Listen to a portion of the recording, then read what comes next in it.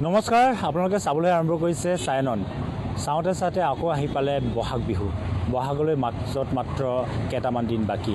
তাৰ মাজতে ৰাজ্যৰ সাংস্কৃতিক যি জগতখনৰ লগত জড়িত শিল্পীসকল এই বহাগ বিহুক লৈ প্ৰস্তুতি আৰম্ভ কৰিছে। বিভিন্ন সাংস্কৃতিক কৰ্মীসকল এই মুহূৰ্তত তেওঁলোকে নিজ নিজ আখৰাত ব্যস্ত হৈছে, কাৰণ বহাগৰ যি মঞ্চ, বহাগ বিহুৰ যি মঞ্চত, সেই মঞ্চত তেওঁলোকে গীত পৰিৱেশন কৰিব, ৰাইজক খোৰাক দিবলৈ তেওঁলোকে সাংস্কৃতিক যি যাত্ৰা, সেই যাত্ৰাত তেওঁলোকে অংশগ্ৰহণ কৰিব। আৰু মই এই মুহূৰ্তত এনে এজন জনপ্ৰিয় কণ্ঠশিল্পীৰ লগত উপস্থিত আছোঁ। যিহেতু তেওঁৰ সাংগীতিক যি যাত্ৰা, সেই যাত্ৰাখনত যদি আপোনালোকে তেওঁলোকক গম পায়, তেতিয়াহ'লে আপোনালোকে অভিভূত হ'ব, কাৰণ বহুখিনি তেওঁ জনপ্ৰিয় কণ্ঠশিল্পীৰ লগত তেওঁ সান্নিধ্য লাভ কৰিছে, বহুখিনি জনপ্ৰিয় গীত পৰিৱেশন কৰিছে। কিন্তু আজিৰ তাৰিখত তেওঁৰ উপেক্ষিত। তেওঁৰ বিষয়ে গোটেই কথাবিলাক জানিবলৈ চেষ্টা কৰিম, কাৰণ বহাগ বিহু আহিছে। তেওঁ এইবাৰ বহাগ বিহুত তেওঁ গীত পৰিৱেশন কৰিবৰ কাৰণে তেওঁ সাজু হৈছে। গোটেই কথাবিলাক জানিবলৈ চেষ্টা কৰিম। তেওঁ কোনো নহয়, কৃষ্ণ দাস, ডিব্ৰুগড়ৰ অতি ভিতৰৰ এটা অঞ্চলৰ লেজাই দেৱনবাৰী গাঁৱৰ কৃষ্ণ দাস বিগত 4টা দশক ধৰি তেওঁ এই সাংগীতিক যি জগতখনৰ লগত তেওঁ জড়িত হৈ আছে। তেওঁৰ পৰা প্ৰথমে জানিবলৈ চেষ্টা কৰিম। আপোনাক প্ৰথমে স্বাগতম জনাইছোঁ আমাৰ অনুষ্ঠানলৈ। নমস্কাৰ। প্ৰথমে আপোনাৰ পৰা জানিব বিচাৰিম, আপোনাৰ এই সাংগীতিক যাত্ৰা কেনেধৰণে আৰম্ভ হৈছিল? মই প্ৰায় 40 বছৰ ধৰি সংগীতৰ লগত জড়িত হৈ আছোঁ। ক্লাছ 6ষ্ঠ শ্ৰেণীত পঢ়ি থাকোঁতেই মই ষ্টেজত উঠোঁ, আৰু তেতিয়াৰ পৰাই মই মঞ্চশিল্পী হিচাপে অসমৰ বিভিন্ন মঞ্চত শদিয়াৰ পৰা ধুবুৰীলৈকে মই অসমৰ বিভিন্ন ভিতৰুৱা অঞ্চলত মই গীত পৰিৱেশন কৰিছোঁ। আৰু বিশেষকৈ মোৰ ভূপেন দা মোৰ গুৰু, তেখেতে আত্মাত মই গুৰু হিচাপে মানি ল'লোঁ। মোৰ প্ৰাকৃতিকভাৱে মই যিখিনি সম্যক জ্ঞান পাব লাগে মোক প্ৰকৃতিয়ে দিছে, আৰু সেই অনুপাতে মই মহৰ পুথিত উঠি গৰু চৰাইছিলোঁ, আৰু গৰু চৰাওঁতেই মই বিহু গীতৰ আৰম্ভ কৰিছিলোঁ। আৰু সেইমতে মই ষ্টেজত এতিয়া মই কমেও 4-5 ঘণ্টা নন ষ্টপ বিহু গীত গাব পাৰোঁ। আৰু কেইবাখনো মঞ্চত মই বিহুগীতেৰে মই মুখৰিত কৰিছোঁ। এইফালে ডিব্ৰুগড় জিলাৰ 26গৰীয়া, জকাই 26গৰীয়া, এইফালে নাডুৱা, হাতীগাদৈ, তাৰপাছত দিঞ্জ সত্ৰ, মৰিচা গাঁও, আলহী সত্ৰ, তাৰপাছতেই মই বিভিন্ন অসমৰ মঞ্চত মই বিহুগীতেৰে আলোকিত কৰিব পাৰোঁ। বিশেষকৈ মোৰ লগত কন্যা থাকে মিছ ভাগ্যশ্ৰী দাস, তেওঁ শাস্ত্ৰীয় সংগীতৰ শিল্পী, সংগীতৰ লগত জড়িত আছে। গতিকে মোৰ কন্যাও মোৰ মঞ্চত একেলগে আমি দুয়ো গীত পৰিৱেশন কৰোঁ, আৰু সেই অনুপাতে আমি অসমৰ বিভিন্ন মঞ্চত জনপ্ৰিয়তা লাভ কৰিছোঁ। তদুপৰি মই ভিতালী বাইদেউৰ লগত মই যিটো গীত গাইছিলোঁ, গীতটো কথা সুৰ আছিলে জনপ্ৰিয় কণ্ঠশিল্পী বিপিন চাওডাঙৰ, তেখেতৰ কণ্ঠৰ গীতটো বিমান বৰুৱাই পৰিচালনা কৰিছিলে, জান বৰুৱা আৰু বিমান বৰুৱাই। আৰু এই গীতটো মই গুৱাহাটীৰ এটা ভাল নামী দামী চেনেলত গীতটো মই বনাইছিলোঁ। নিশ্চিতভাৱে আপোনাৰ কথা শুনিম, গানো শুনিম, কথা আৰু ইমানতে শেষ নকৰোঁ, অলপ কথা পাতিম আপোনাৰ লগত। কইনাৰ লগত যিহেতু আপুনি এবাৰ গীত পৰিৱেশন কৰিবলৈ আৰম্ভ কৰিছে, আগতে আপোনাৰ যিহেতু বিহুৰ এবাৰ আহি পাইছে মাত্ৰ কেইটামান দিনৰ পিছতে, বিহুৰ যি সন্মিলনসমূহত মঞ্চত আপুনি গীত পৰিৱেশন কৰিব কইনাৰ লগত, কেনেধৰণৰ প্ৰস্তুতি চলাইছে? হেল্ল', প্ৰথমে মই আপোনালোকক সমগ্ৰ অসমবাসী ৰাইজলৈ মোৰ মৰম তথা শ্ৰদ্ধা জ্ঞাপন কৰিছোঁ। এই অভাজনে যি কৰিছোঁ এক তেৰাৰ কৃপাতে কৰিছোঁ, ভগৱানৰ কৃপাতে আগবাঢ়িছোঁ। মই প্ৰথমেই দহৰ বাবে গীতটোৱে মই অসমৰ বিভিন্ন মঞ্চত মই আৰম্ভ কৰোঁ। তাৰ পাছতে মই সুধাকণ্ঠ ভূপেন দাৰ শংকৰে খিছে নামৰ কঠীয়া, অসমীয়া হ'ব বুলি দুখীয়া গীতটোৱেই মই অসমৰ বিভিন্ন মঞ্চত জনপ্ৰিয়তা লাভ কৰিছোঁ। বিশেষকৈ মই জনপ্ৰিয় কণ্ঠশিল্পী প্ৰয়াত ৰাজীৱ শদিয়াৰ লগত একেখন মঞ্চত একেখিনি হেঞ্চতে গীত পৰিৱেশন কৰিছিলোঁ, শদিয়াৰ চেপাখোৱা এটা ডাঙৰ এটা অঞ্চলত, আৰু তাতে প্ৰায় 10-15 হাজাৰ মানুহৰ ঘটিছিলে। আৰু ৰাজীৱ শদিয়া আৰু মই একেলগে একেখন মঞ্চত গীত পৰিৱেশন কৰি যথেষ্ট জনপ্ৰিয়তা লাভ কৰিছিলোঁ। তেতিয়াই মহামান্য আমাৰ জনপ্ৰিয় কণ্ঠশিল্পী প্ৰয়াত ৰাজীৱ শদিয়াই কৈছিলে, আপোনাৰ কণ্ঠত কিন্তু যাদু আছে। এইটো কথা এতিয়াও মোৰ মনত পৰে। সেয়েহে মই অসমৰ বিভিন্ন ৰাইজক মই জনাব বিচাৰোঁ যে মই যথেষ্ট কষ্ট কৰিছোঁ, আৰু মোৰ গীতবিলাক যথেষ্ট জনপ্ৰিয় হৈ পৰিছে। আপুনি যিহেতু যে আপোনাৰ এই সংগীতিক যি যাত্ৰা সেই যাত্ৰাখনত আপোনাৰ জনপ্ৰিয় কণ্ঠশিল্পী ভিতালী দাসৰ পৰা আৰম্ভ কৰি বিপিন চাওডাঙৰ সৈতে আপুনি গীত পৰিৱেশন কৰাৰ সুযোগ লাভ কৰিছিলে তাৰ মাজতে আপুনি বিমান বৰুৱাই সংগীত পৰিচালনা কৰা এটা গীততো আপুনি কণ্ঠদান কৰিছে আমি শুনিবলৈ চেষ্টা কৰিম যে প্ৰথম আপোনাৰ যিটো গীত আপুনি বাণীবদ্ধ কৰিছিলে এই গীতটো আপুনি প্ৰথম গুণগুণাব চেষ্টা কৰিম হয় হয় এই গীতটো মোৰ জীৱনৰ কথা সুৰ মোৰ নিজা আছিলে আৰু মানে মিউজিক ডাইৰেক্টৰ আছিলে জোজো পৰাণ বৰকটকী যিটো DY মিডলি মিউজিক ডাইৰেক্টৰ আছিলে এই গীতটি গতিকে মই এইটো আপোনালোকৰ আগত এই গীতটি অকণমান গুণগুণাই দিবলৈ আগবাঢ়িছোঁ জোনাকী লগৰী নাযাবি পাহৰি আশাৰে বাতৰি দিবিনে অঘৰী মই গোটেই জীৱনটো মোৰ অঘৰীৰ লগত তুলনা কৰিছোঁ যদিও মই চৰকাৰী বিষয়া তথাপিতো মোৰ মন প্ৰাণে সদায় সংগীতেই মোৰ আত্মাত আছে মোৰ গীত মোৰ প্ৰেম মোৰ আশা তাতেই মোৰ ভৰসা নিশ্চিতভাৱে আপোনাৰ শেহতীয়া যিটো সাম্প্ৰতিক যিটো সাংস্কৃতিক যিটো পৰিৱেশ বা যিটো বৰ্তমান যিটো বিতৰ্ক চলি আছে কোনোবাই আমদানি কৰিছে বাহিৰৰ পৰা আমদানি কৰিছে যিহেতু এই প্ৰশ্নটো এইকাৰণে আহিছে যে শেহতীয়াকৈ ৰাজীৱ শদিয়াৰ যি মৃত্যুৰ পিছত গোটেই প্ৰসংগবিলাক আহিছে এনেকুৱা ধৰণৰ বেলেগ শিল্পী থাকে যি সমাজখনৰ কাৰণে যি সাংস্কৃতিক জগতখনৰ কাৰণে গোটেই তেওঁ জীৱন দিবলৈকো আচলতে কুণ্ঠাবোধ নকৰে যেনেদৰে ৰাজীৱ শদিয়াৰ কথা প্ৰসংগ কৰিছিলে তাৰ মাজতে গোটেই শিল্পীসকল যিবিলাক থলুৱা যিসকল শিল্পী তেওঁলোকক উপেক্ষিত কৰা হ'ব বুলি অভিযোগ উত্থাপন কৰিছে আপুনি এই ক্ষেত্ৰত মনোনুভৱ কেনেকুৱা মই সঁচাকৈ কথাষাৰ ক'বলৈ পাই নিজকে ধন্য মানিছোঁ আমাৰ ভিতৰুৱা শিল্পীসকলৰ যথেষ্ট ঘাত প্ৰতিঘাত আছে বিশেষকৈ মই ৰাজীৱ শদিয়াৰ ক্ষেত্ৰত মই পাইছিলোঁ কাৰণ কেলৈ যিখন মঞ্চত নেকি আমি দুয়ো একেখন মঞ্চতে একেখিনি হেণ্ডছতে গীত পৰিৱেশন কৰিছিলোঁ গতিকে তেখেতৰ অৱস্থাটো দেখি মোৰ খুবেই বেয়া লাগিছিলে মই সেই সময়ত মই মানে চৰকাৰী SDO আছিলোঁ শদিয়াৰ চাব ডিভিজনৰ SDO আছিলোঁ আৰু যেতিয়া মঞ্চত গীত পৰিৱেশন কৰোঁ তেতিয়া তেখেতৰ অৱস্থাটো দেখি মোৰ নিজেই দুখ লাগিছিলে আমাৰ অসমৰ শিল্পীসকলৰ এই অৱস্থা কিয় হ'ব লাগে তেখেততো যথেষ্ট সংগ্ৰাম কৰিছিলে ইমান ভিতৰুৱা ঠাই গতিকেলৈ আমাৰ যদি চৰকাৰে যদি তেখেতৰ তেনেকুৱা শিল্পীসকলক যদি অকণমান মানে উৎসাহ দিয়ে প্ৰেৰণা দিয়ে আৰ্থিকভাৱেও যদি সহায় সহযোগ কৰে আমি নিজেই সুখী হ'ম আমি খুবেই সুখী হ'ম বুলি মই ৰাইজৰ আগত অৱগত কৰিলোঁ ৰাজীৱ শদিয়া আমাৰ মাজৰ পৰা হেৰুৱা বেছিদিন হোৱা নাই তাৰ মাজতে আমি তেখেতক শ্ৰদ্ধাঞ্জলি জনাইছোঁ আৰু আপোনাৰ পৰা ৰাজীৱ শদিয়াৰ এটি গীত শুনিবলৈ চেষ্টা কৰিম বন্ধু পাহৰি নাযাবা দে বন্ধু পাহৰি নাযাবা দে জীৱন নাটৰ ভাও দি উমলা কীৰ্তি ৰাখিবা দে স্মৃতি ৰাখিবা দে বন্ধু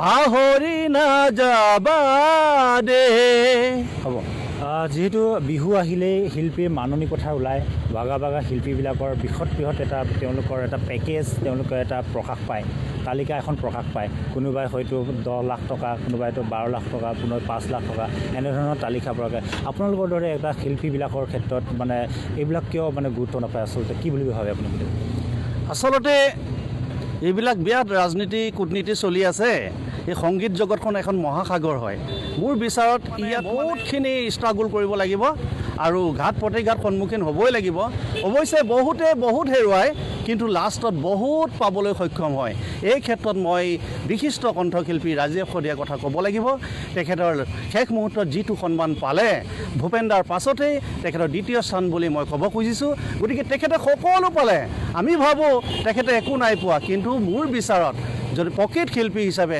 তেখেতে যিটো পাব লাগে সমাজত যথেষ্টখিনি পালে বুলি মই মানে ক'ব বিচাৰিছোঁ এটা বিহু শুনিবলৈ চেষ্টা কৰে আপোনাক বিহু মই বিশেষকৈ বিহুগীত বুলি ক'লে মই মানে নৰ্থ ইষ্টৰ বিহুগীতেই গাওঁ তথাপিতো মই এটি কলিয়ে গাবলৈ বিচাৰিছোঁ চৰাই পোহনীয়া পোৱালি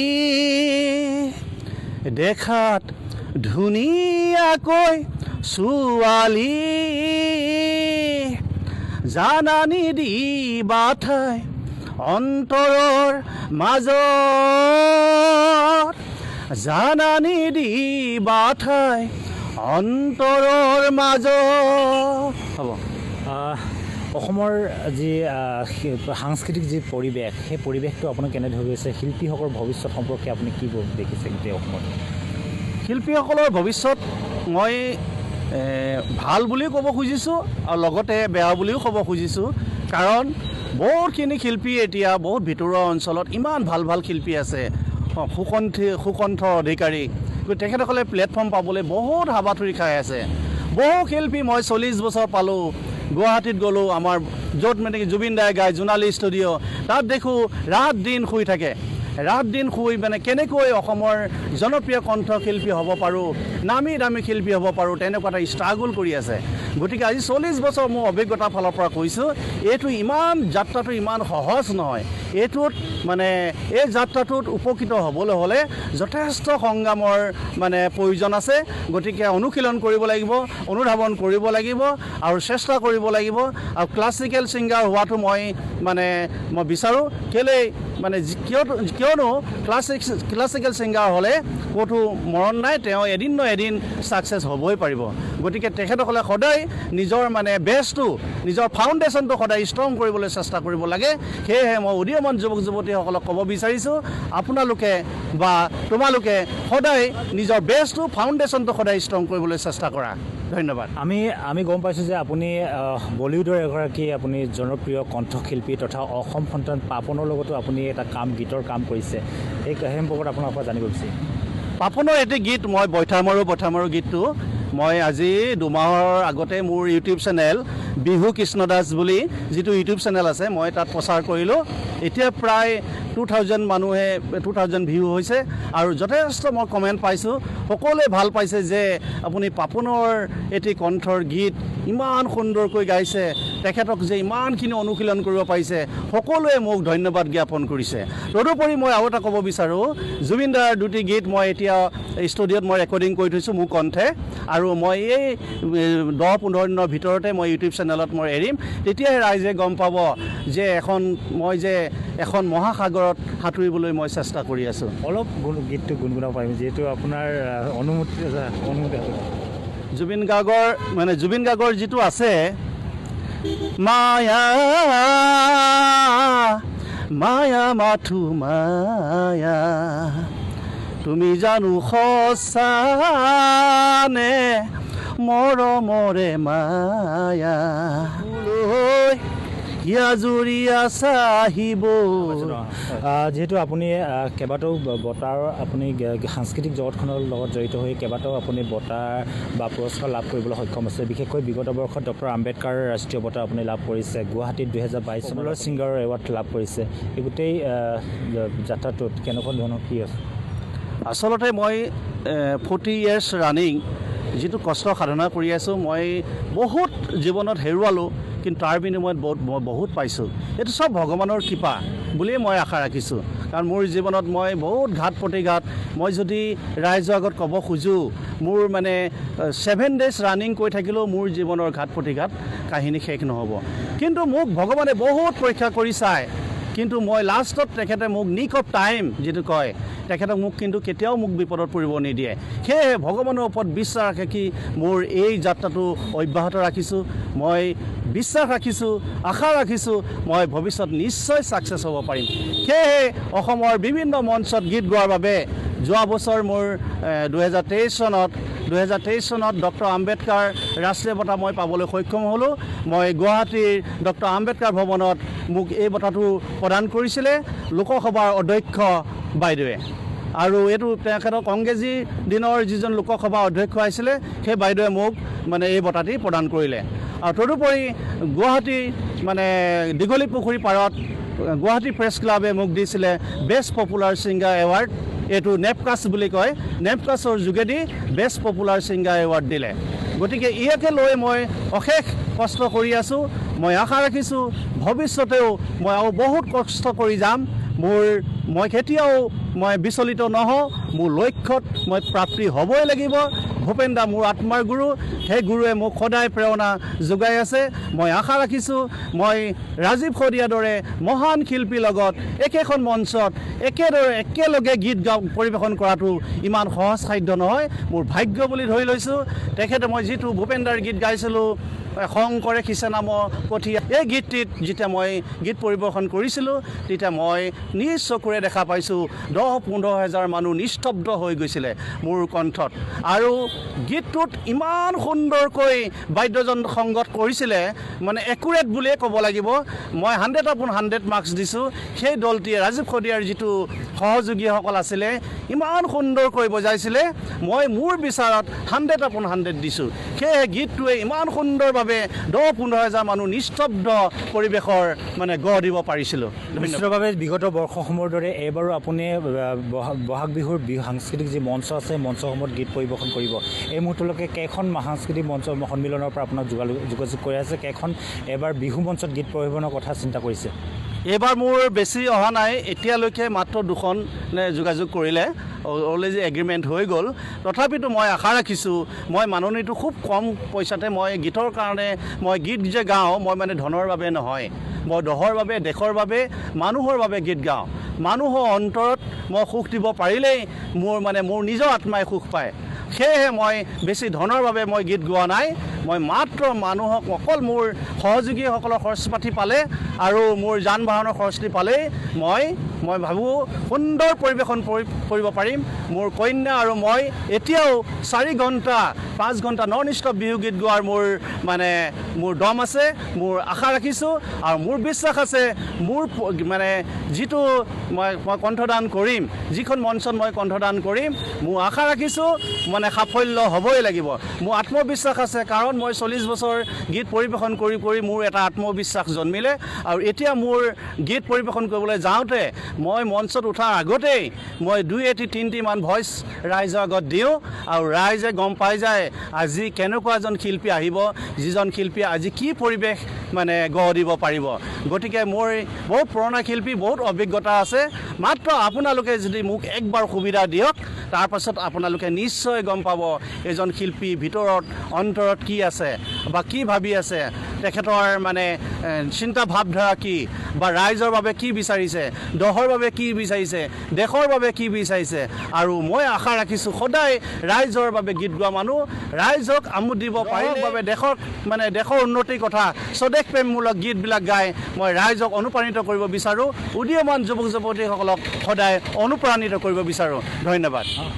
যদি আপোনাক বিহু সন্মিলনসমূহে যদি আপোনাক যোগাযোগ কৰিবলৈ চেষ্টা কৰে বা আপোনাক সাংস্কৃতিক মঞ্চত গীত পৰিৱেশন কৰিবলৈ আপোনাক যদি আমন্ত্ৰণ জনায়, আপোনাক ক'ত কেনেকৈ যোগাযোগ কৰিবলৈ পাৰিব? মোৰ কণ্টেক্ট নাম্বাৰটো আপোনালোকৰ আগত কৈ দিছোঁ, 6000102858, 6000102858। আৰু ইয়াৰ মাজতে মই ক'ব বিচাৰিছোঁ, মোৰ এটা খুব ষ্ট্ৰং হেণ্ডছ পাৰ্টি আছে তুলচীগাঁৱত, মিলননগৰ তুলচীগাঁৱত। চন্দন দাস, কৃষ্ণ দাস, দীনবন্ধু আৰু গীটাৰিষ্ট আমাৰ কৃষ্ণ সোণোৱাল, এনেকৈ আছে। মোৰ 5জনমান হেণ্ডছ মোৰ পাৰ্মানেণ্ট হেণ্ডছ আৰু যথেষ্ট ষ্ট্ৰং হেণ্ডছ। আপোনালোকে ইউটিউবত মোৰ এটা চেনেল আছে, বিহু কৃষ্ণ দাস। বিহু কৃষ্ণ দাসত আপোনালোকে চাৰ্চ কৰিলেই পাব বিহু মঞ্চত ডক্টৰ ভূপেন হাজৰিকাৰ গীত। তাতে মোৰ হেণ্ডছখিনি সম্পূৰ্ণ মোৰ মঞ্চৰ প্ৰগ্ৰাম আছে। আপোনালোকে তাতে চাই যদি ভাল পায় আপোনালোকে যোগাযোগ কৰিব। কিন্তু মই টকাৰ কাৰণে গীত গোৱা মানুহ নহয়, মই সদায় ৰাইজৰ আত্মাত সোমাব বিচাৰোঁ, ৰাইজৰ আত্মাৰ ভিতৰত সোমাব বিচাৰোঁ আৰু ৰাইজৰ পৰা সদায় মৰম দয়া স্নেহ বিচাৰোঁ। আপোনাক ধন্যবাদ জনাইছোঁ, আপুনি এইখিনি সময় দিয়াৰ বাবে। আপোনাৰ সাংগীতিক যাত্ৰা শুভ হওক আৰু আগন্তুক যি বিহু বা ৰঙালী বিহু, সেই ৰঙালী বিহুৰ শুভেচ্ছা জনাইছোঁ। এয়া আছিল জনপ্ৰিয় কণ্ঠশিল্পী কৃষ্ণ দাস। বিগত 40 বছৰ ধৰি তেওঁ সাংগীতিক যাত্ৰাখনত তেওঁ কাম কৰি আছে আৰু প্ৰতিটো যি বিহু মঞ্চত তেওঁ খলকনি তুলি আছে। কেইবাজনো জনপ্ৰিয় কণ্ঠশিল্পীৰ লগত তেওঁ কাম কৰা তেওঁ সৌভাগ্য ঘটিছে। বিশেষকৈ ভিতালী দাস, বিমান বৰুৱাৰ দৰে তেওঁলোকৰ শিল্পীসকলৰ লগতে তেওঁ কাম কৰা তেওঁ সৌভাগ্য ঘটিছে। গতিকে এনে এজন থলুৱা শিল্পী, সেই থলুৱা শিল্পীক উৎসাহ জনোৱাটো সকলোৱে আচলতে কাম্য। আৰু আমিও আশা কৰোঁ যে কৃষ্ণদাসে এখন ভাল মঞ্চ, তেওঁ কেইবাটাও মঞ্চ লাভ কৰক, যাতে থলুৱা শিল্পীসকলক প্ৰাধান্য দিয়ক, আৰু তাকে কামনা কৰিছোঁ আমিও।